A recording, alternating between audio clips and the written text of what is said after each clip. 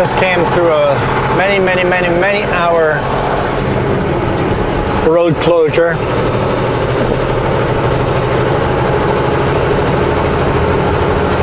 Bit of a sad story.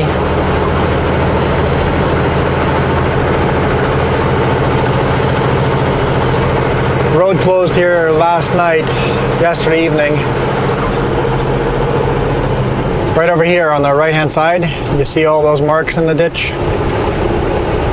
I can smell the fuel in the air. You can just smell the fuel. You see the black lines over here? Driver did not make the corner. And I saw the truck and the Super B tanker trailers come by. There's no surviving that. Unfortunately, the driver is deceased. Made it all the way down to Kootenay Pass. We're right at the bottom of Kootenay Pass. Made it over. Unfortunately, didn't make the last corner.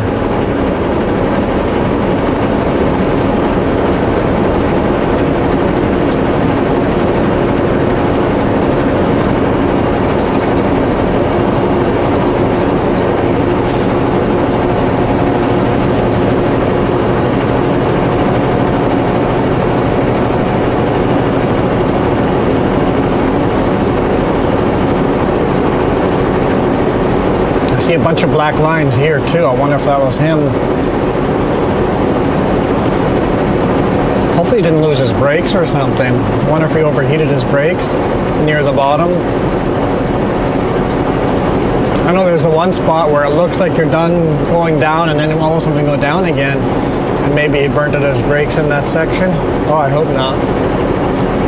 It'd be a terrible way to go, knowing you have no brakes and you're just trying to get all the braking in you can. I don't know, they haven't announced anything what exactly happened. The road has been pretty much closed almost 24 hours since the accident. Now that's been on and off, where they let single lane alternating through over the night, where they're just monitoring, because the guy dumped a lot of fuel into the river, so they had a lot of pumper trucks for environmental stuff and trying to make the least impact possible for the river. And that's the reason why it was closed for so long. They wanted to reduce the environmental impact.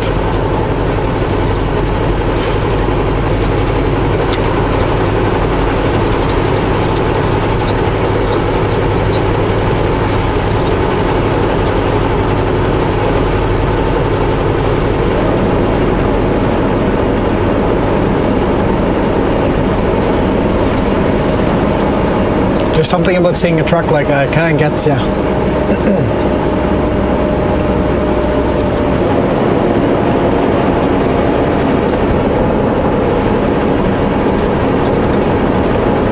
I'm surprised nobody's passing me. Everybody's really being courteous. Oh, here comes one.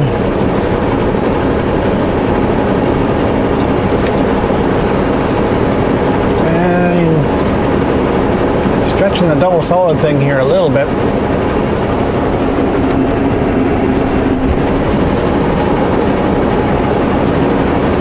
I know there's a passing lane coming here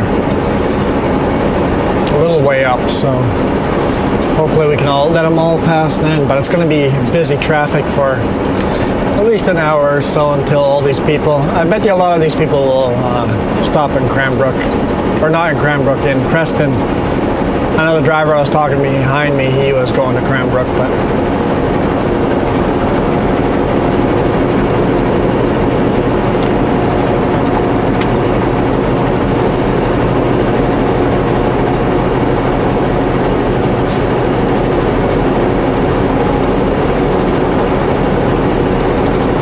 so I don't know if you guys noticed yet, it's Friday and I'm eastbound on Highway 3.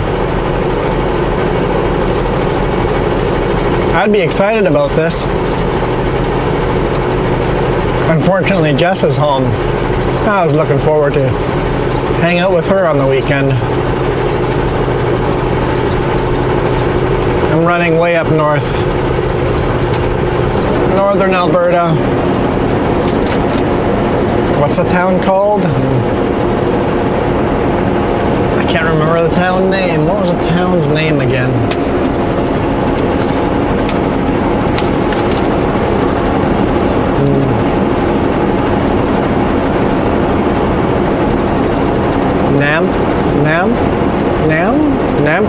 Nampa, something like that. Nampa, Alberta, something like that. I'm not sure exactly how it's pronounced. N-A-M-P-A, I think that's what it's spelled. It's like northwest of Edmonton.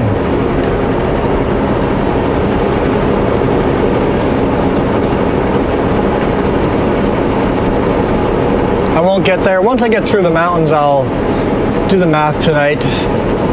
See how far I can get and where I want to do my reset.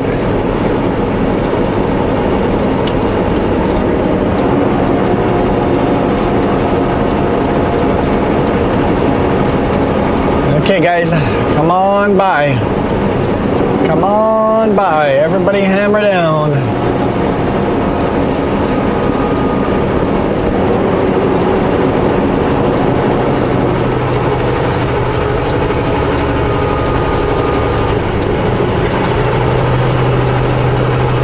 It is a beautiful day. I wasn't going to record video here. I intended to be a lot further down the road, but felt I had to say something about the unfortunate situation of when a fellow truck driver loses his life, his or her life.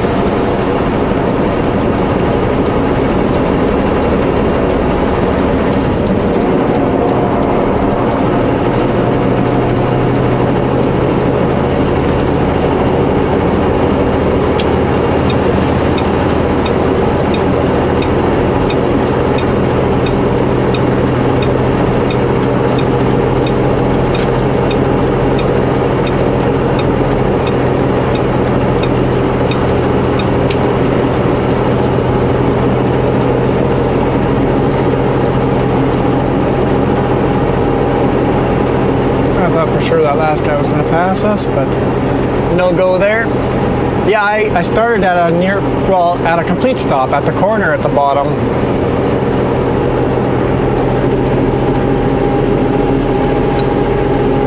Earlier in the day, they were turning trucks away from parking on the road here. So I waited till an hour before the road was supposed to open. And then I took another two and a half hours when I parked. I parked right on the corner there of, so south of Salmo, Highway 3, there's a turn off Highway 6 that goes to the border. I was parked right on that corner.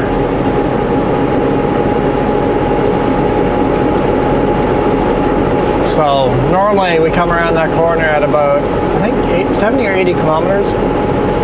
So you have all that momentum, and it's amazing how much slower you are when you start there at a complete stop. The hill seems steeper. Alright guys, let's go. Everybody bye. I really don't want these people behind me. Get all the impatient drivers past. Because they've been waiting for hours. Many hours. So some of them might be stupid and do something stupid. Oh, I did something today that I've never done in my trucking career. It's kind of exciting. Those of you that have been complaining about me needing to wash my truck, I knew we had downtime, so I went to Summit in Salmo, got some new tires put on. They don't have a pressure washer there, but they've got this hose, a pretty heavy flow hose type of thing. Alright guys, come on. The rain kind of ended here. Okay, I'm going to force my way in here.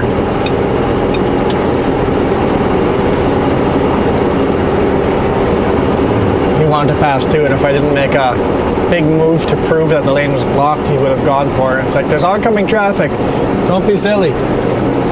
But yeah, so I washed it off. It got all the basic muck off of it. It's still got the stains and stuff on it, and all the oil stains and stuff. That a hose like that won't take it down, or won't take it off, but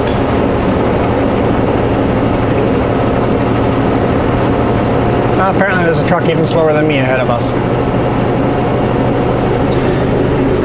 But it did make the truck look a little shinier. So take a look 2 weeks ago on Instagram, Facebook. I posted a photo of the truck washed.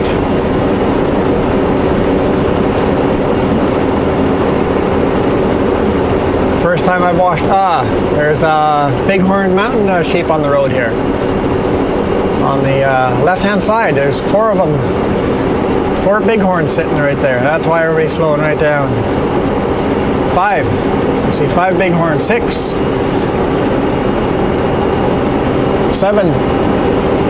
Yeah, a couple bighorns sitting there. Cool.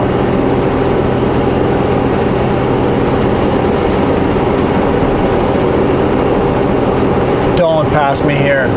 Don't do it. They're crossing the yellow line. I'm going to drive as close to the yellow line as I can to give them a little more discomfort. Do not pass here. Suicidal. Okay, you're back now. Good. A little patience. A little patience. You've waited for 6 or 7 or 8 hours. How many hours you've waited? If you pass me, there's just another line up in front of me, so don't do it. It's not worth your life doing something silly. But yeah, I got 4 brand new tires. Replaced 3 of them that really needed to be replaced, and then 1 more that would have probably lasted another week or 2. They were nice enough to replace that one too.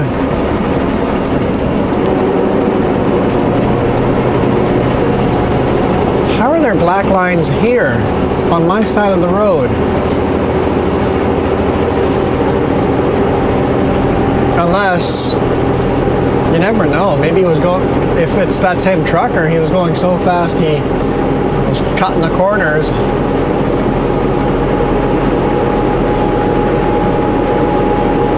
Man, if he was running way up here already, oh, that must have been a terrifying ride, if that's what happened.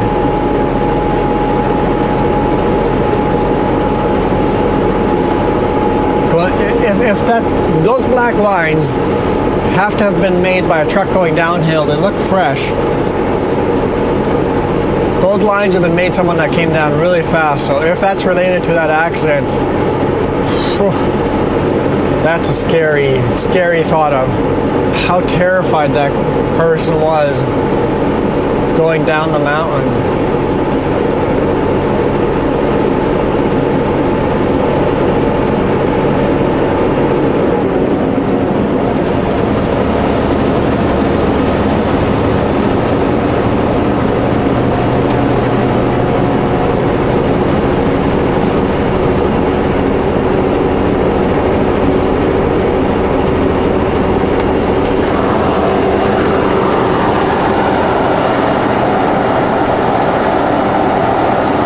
Open my window and wave them by. It's like he's just sticking behind me.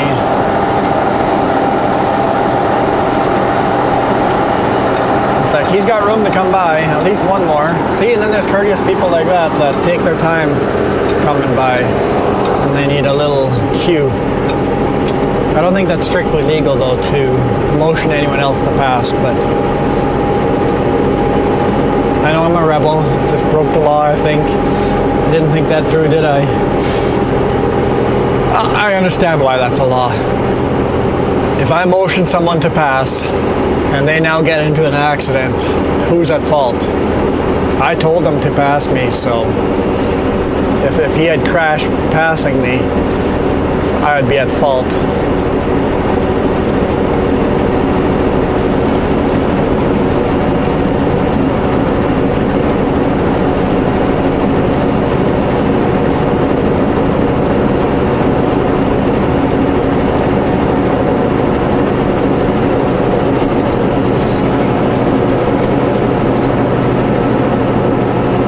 thinking of using the pull-out, but there's no point. There's just as much slow traffic in front of me. I'm not saving anybody any time. If the road was clear in front of me, I would have used the pull-out. Oh boy, there's people passing behind me. There's oncoming big rigs. Better figure that out. It looks like they did, but yeesh.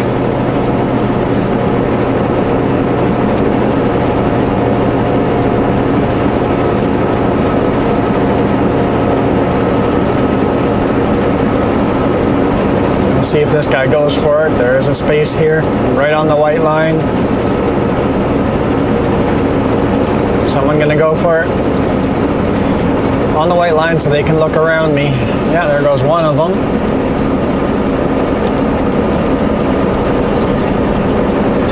I'm not going to wave this guy by because oncoming traffic, I can't control that. 2 lanes going up, I can control that. If all of a sudden he doesn't make it past me, I can just stop. Oh boy, there's a guy passing from way behind and passing like 20 people. Oh. He's not going super fast though. At least he's going slowly, but he is passing a lot of us. There he goes. He came from way back there. And I think the passing lane starts here, and I think it lasts all the way up, so it should alleviate this. Yeah, I get people are really impatient. You've been waiting for 8 hours. You're antsy to get going. But please, please, please be patient just a little longer and not kill yourself. And it could be not a mistake you make, but because you're impatient, now there's not a room for someone else to make a stupid mistake.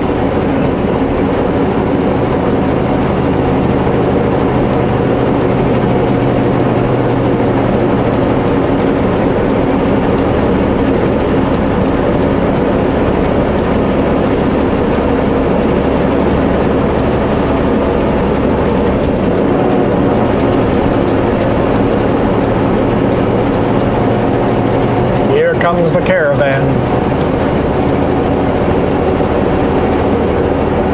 Too bad that wasn't the caravan RV, huh?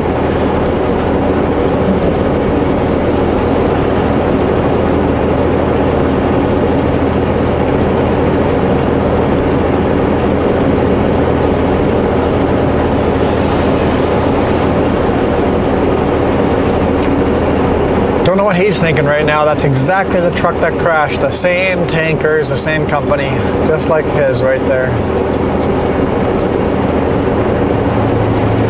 I know it hit me. It's not easy to see a truck like that go by. I couldn't imagine seeing a Sutco truck like that go by.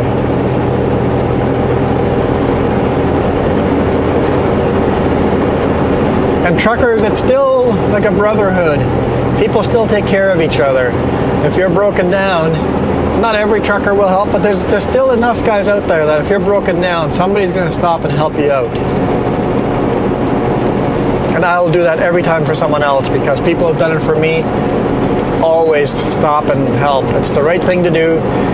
Everybody calls it pay it forward nowadays. It's not pay it forward, it's just the right thing to do. Stop and help your neighbor.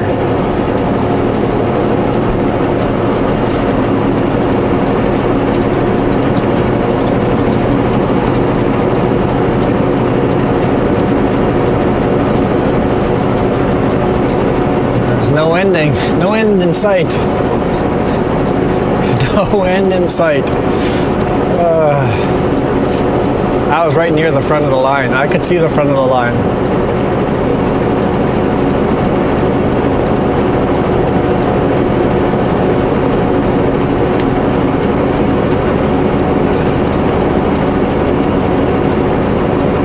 Yeah, earlier in the day, like I was saying, they were forcing trucks to turn around.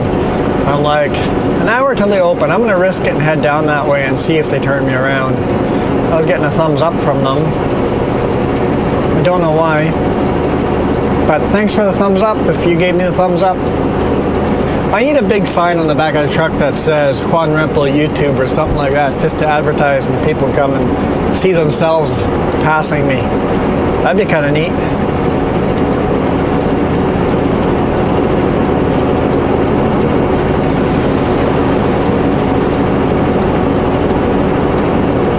Kootenay beer. Another Kootenay beer. And the logo is these Kootenay mountains right here around us.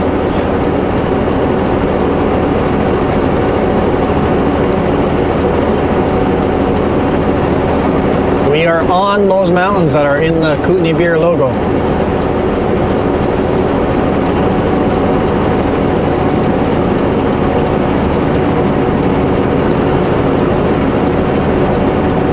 Quite a few Manitoba plates I've seen in this traffic jam. I mean, not like a lot, but there's a couple. A couple have popped out. Some Alberta plates. They must be the most antsy to get going. On a timeline to get back home from spring break. I could see if I was on spring break living in Manitoba, I would come to BC, so.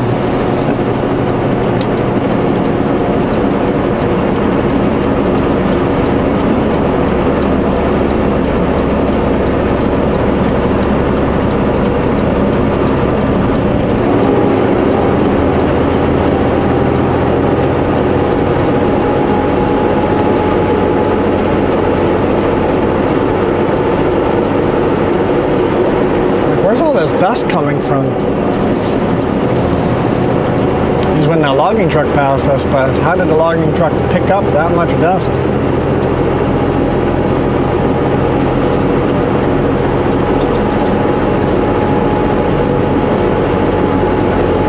Oh, this guy's got a headlight out.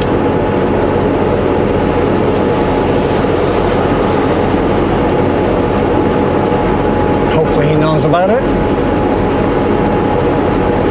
I've stopped telling people. I used to get on the radio and go, hey, just so you know, you got a headlight out or a light or tail light out. And they're like, yeah, I got more, don't worry about it. It's like, okay, fine.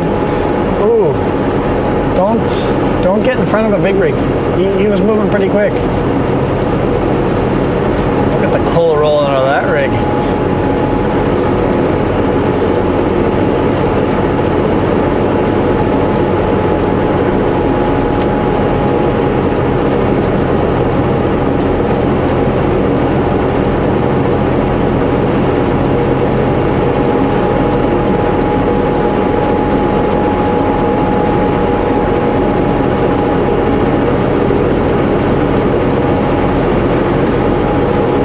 Never-ending traffic.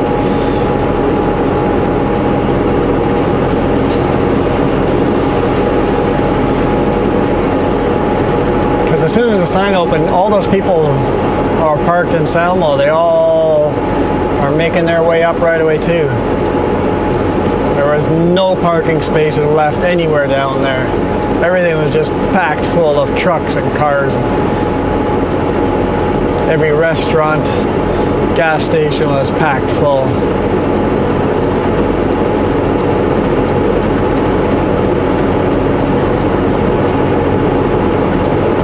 And there is a detour around, which is the ferry. Oh, there's like a nice new truck. But the ferry was prioritizing cars over big rigs, so it was a 2 sailing wait for cars. So I think it's a sailing every hour, so at least a 2-hour, 2.5 hour wait for cars to take that detour. And for big rigs, it was estimated to be a 14-hour wait because they were only taking one big rig on the ferry at a time. I'm like, I'll just wait here. Wait here for a few hours, get my truck fixed up, and then we'll head up.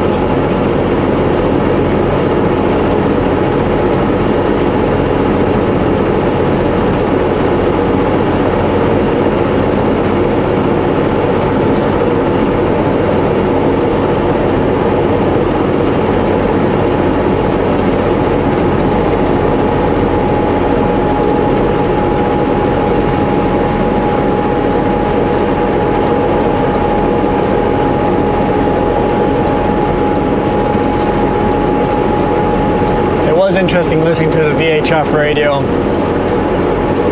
The Ministry of Finance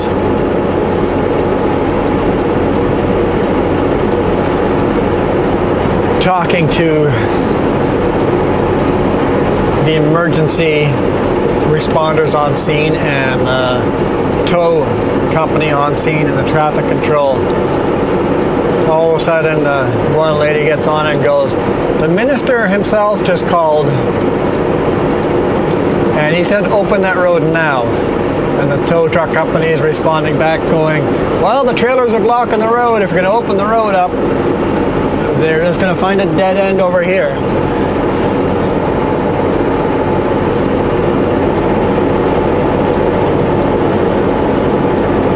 So they were getting some tempers over the radio. It's like, get this road open now.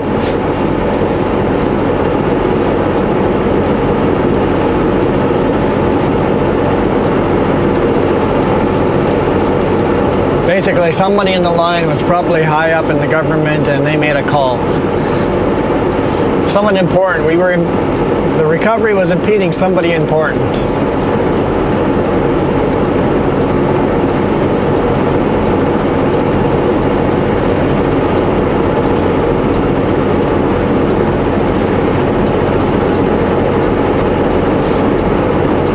Well, it looks like our traffic has ended.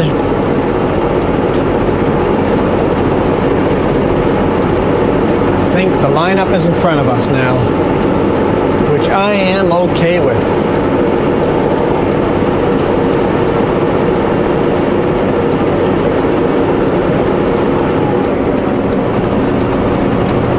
Got a lot of weeping rocks here. Water is sifting itself through the rocks, all the cracks.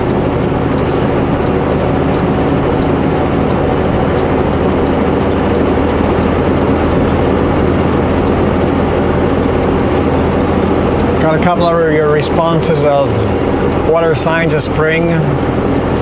Canadian geese, robins, the red-winged blackbird.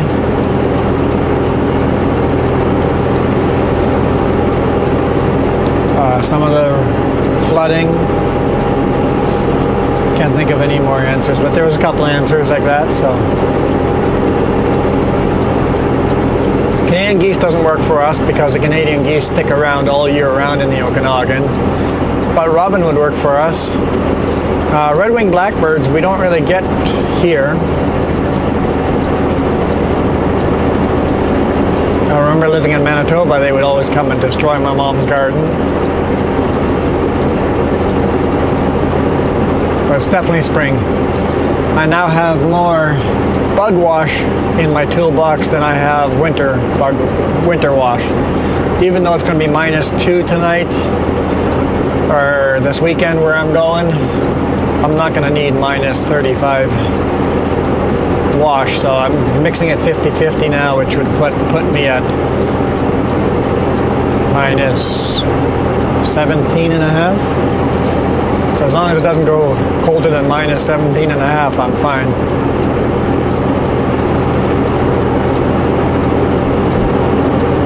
I think after this run to Alberta, I'll start mixing in even more bug wash. Just put in like a quarter of the blue stuff and a full jug of bug wash. Which puts me like what, to -5 or something. Yikes! You couldn't get much closer to the back of that car. Still some impatient drivers back there. Did he say Newfoundland on that plate? I think it said Newfoundland on the back of that plate. Camper. I wonder if they're sleeping in the back of the camper. If they are doing exactly what we did. Jess and I did a road trip across Canada a few years ago. We slept in the back of the camper a lot of the times. So much fun. Just to drive and see the country. Best vacation ever.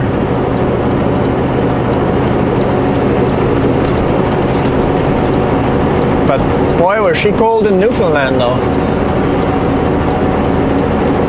Middle of summer, we were buying jackets in Newfoundland.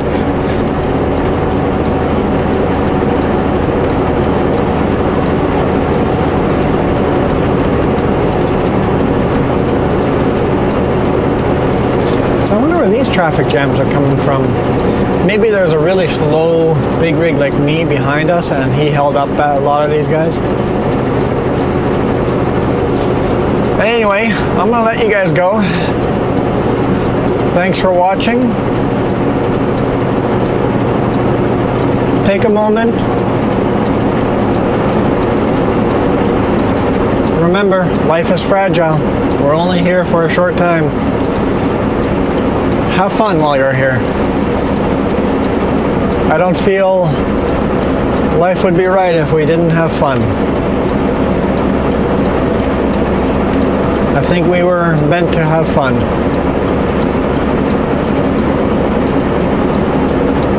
So find something that makes you happy.